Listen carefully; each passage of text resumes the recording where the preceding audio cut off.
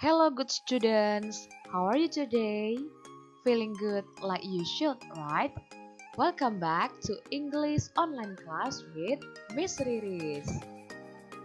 Okay, my dear students, today we are going to have fifth meeting English online class.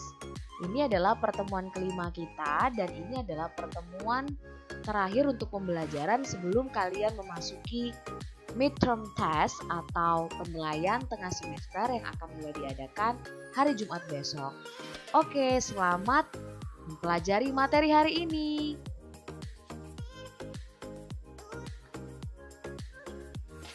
Okay, good students. In this meeting, we still learn about This Is Me Part 3. Di pertemuan kali ini, kita masih akan membahas tentang introduction bagian ketiga. Baik, apa aja yang akan kita bahas di pertemuan kali ini? Let's check it out.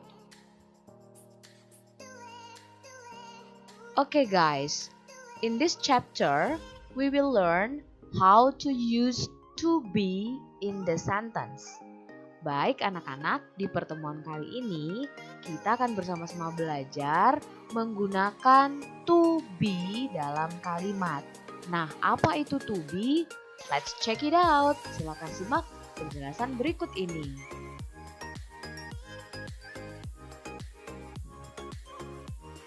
Well, dear students, Miss akan mulai menjelaskan tentang apa itu to be.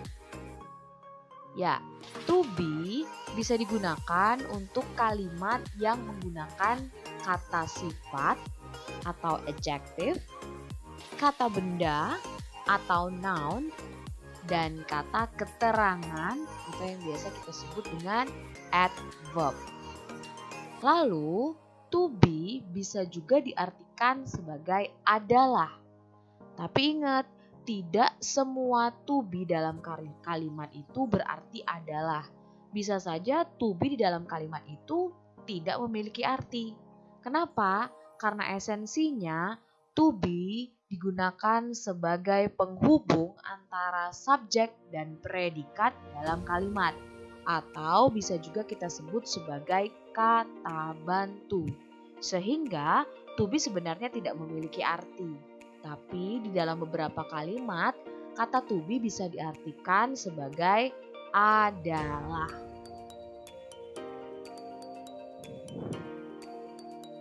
Oke, then.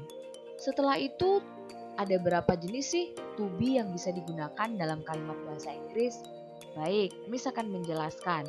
Di dalam bahasa Inggris ada dua jenis to be. Yang pertama itu disebut dengan to be present. Kenapa disebut dengan to be present? Karena to be yang ini digunakan untuk kalimat yang berhubungan dengan masa sekarang atau present tense. Nah, jenis-jenis to be untuk kategori present itu ada 3, yaitu ada is, ada am, dan yang ketiga ada are. Ini untuk jenis-jenis to be yang digunakan pada waktu present. Lalu berikutnya, jenis-jenis to be yang digunakan yaitu jenis-jenis to be past atau to be yang bisa digunakan untuk kalimat yang menyatakan kegiatan di masa lampau atau sudah terjadi di masa lampau. Nah, to be yang digunakan ada 2, yaitu was dan yang kedua were. Nah, untuk pembelajaran kita di kelas 7 ini yang akan Miss jelaskan adalah to be present, is, am, dan are.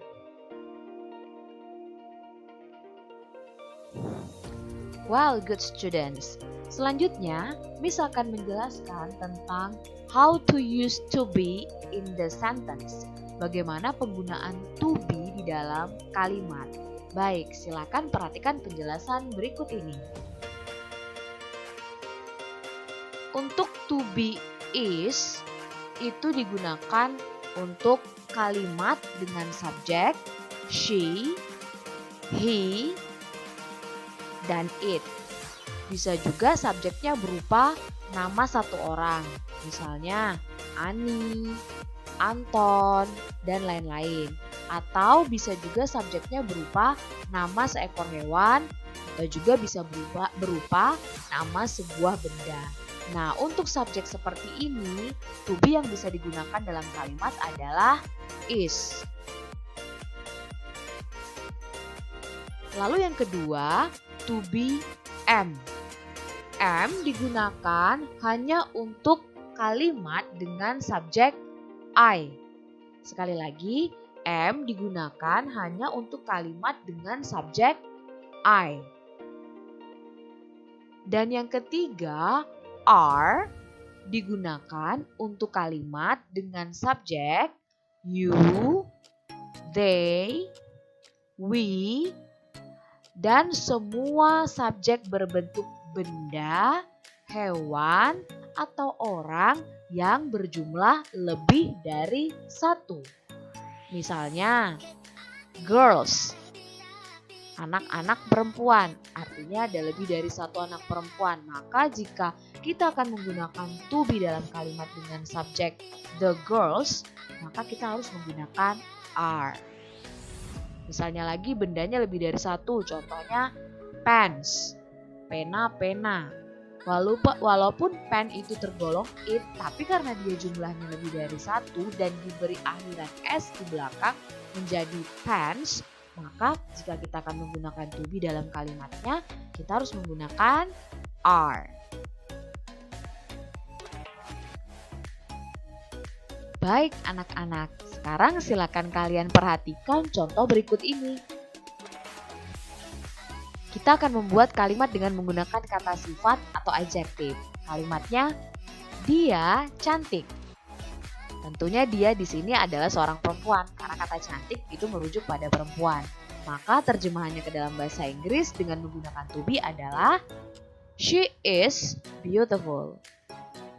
Lalu yang kedua, aku adalah seorang guru. Perhatikan di sini ada sebuah profesi yaitu guru. Untuk kalian ingat bahwa semua nama pekerjaan atau profesi itu tergolong ke dalam kata benda atau yang biasa disebut dengan noun.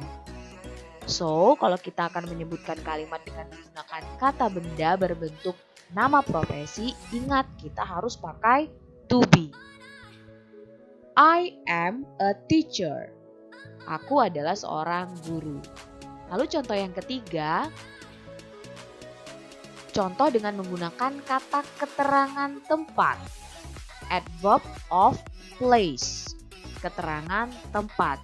Di sini kalimatnya adalah kami di dalam kelas. Di sini ada kata di dalam kelas. Ini menunjukkan keterangan tempat atau adverb of place.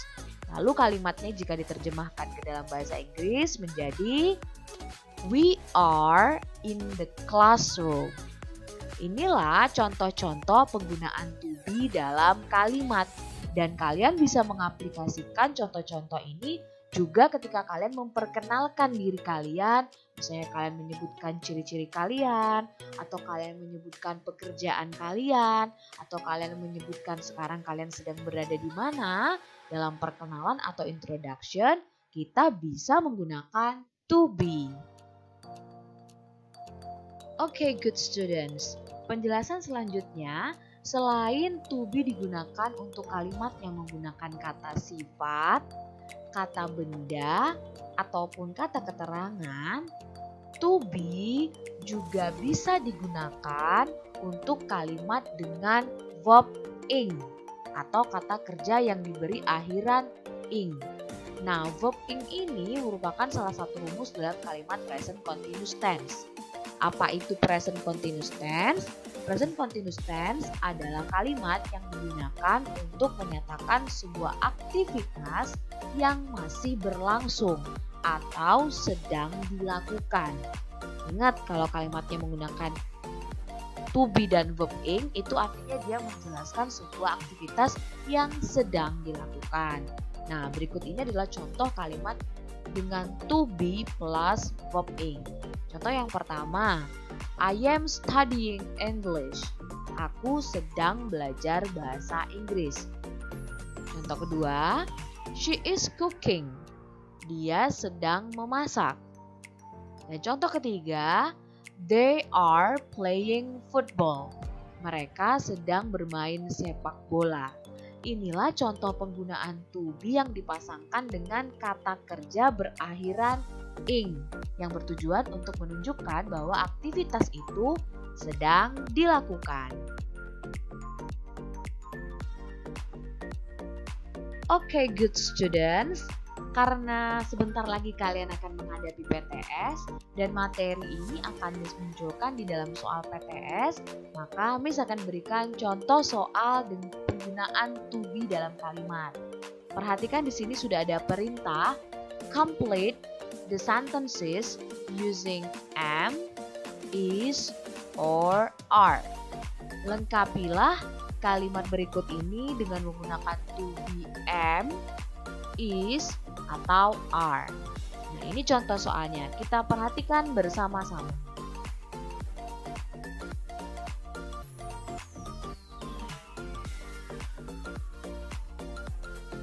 Okay, good students.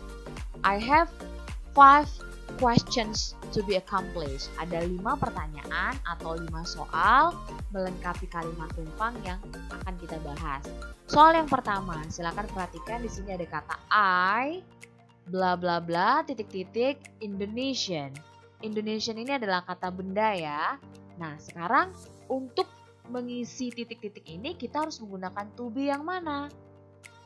Ya, benar sekali. Tentu saja kita pakai kata atau to be am. Menjadi I am Indonesian.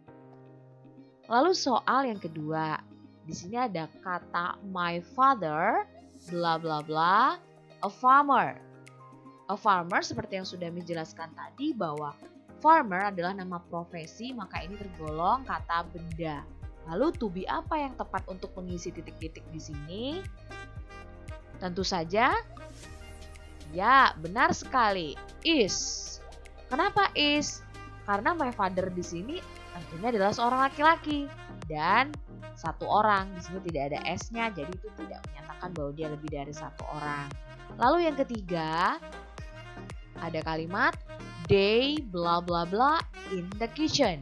Ada kata in the kitchen, maka ini menunjukkan bahwa kalimat ini menggunakan adverb of place atau keterangan tempat dengan subjek they. Maka to be yang digunakan untuk melengkapi titik-titik tersebut adalah benar sekali, are. Soal keempat, her cat bla bla bla titik-titik very cute. Di sini ada kata cute. Tentunya kalian semua udah tahu dong ya, cute itu artinya apa? Ya, benar sekali, lucu atau imut. Dan itu adalah kata sifat. Maka, to be yang bisa kita gunakan untuk subjek her cat atau kucingnya dia, tentu kucingnya satu ekor karena di sini tidak menggunakan huruf S setelah kata cat, maka to be yang digunakan adalah is. Lalu soal terakhir. The girls bla bla bla dancing together. Nah, soal ini menggunakan verb ing ya. Tapi perhatikan di sini ada kata the girl. Hati-hati, jangan sampai terkecoh karena kalian melihat di sini kata girl yang artinya perempuan. Oh, berarti perempuan itu sama dengan she. Oh, berarti kalau she aku harus pakai to be is dong. Tidak seperti itu. Sekarang perhatikan, di kata girl ini ada huruf S. Nah, anak-anak perlu ingat bahwa jika sebuah kata benda diakhiri dengan huruf S di belakangnya, kata benda ya, girl di sini termasuk kata benda, itu menunjukkan bahwa subjek tersebut berjumlah lebih dari satu. The girls artinya anak-anak perempuan, anak perempuannya lebih dari satu. Maka, seperti yang sudah dijelaskan tadi, jika subjeknya adalah orang dengan jumlah lebih dari satu, maka kita menggunakan to be apa? Ya, benar sekali kita menggunakan to be are. Oke, good students. Inilah contoh-contoh soal penggunaan to be dalam kalimat. Kurang lebih akan seperti ini nanti akan dimunculkan di PTS. Well, my dear students, Kita sudah sampai pada penghujung pembelajaran. We are approaching the end of our learning. Miss mengucapkan terima kasih atas partisipasi kalian dalam pembelajaran yang singkat ini. Jika masih ada yang ingin ditanyakan, jangan segan-segan untuk menjapri Miss Lilis lewat WA atau kalian boleh berkomentar atau bertanya di kolom komentar Google Classroom yang sudah kalian ikuti.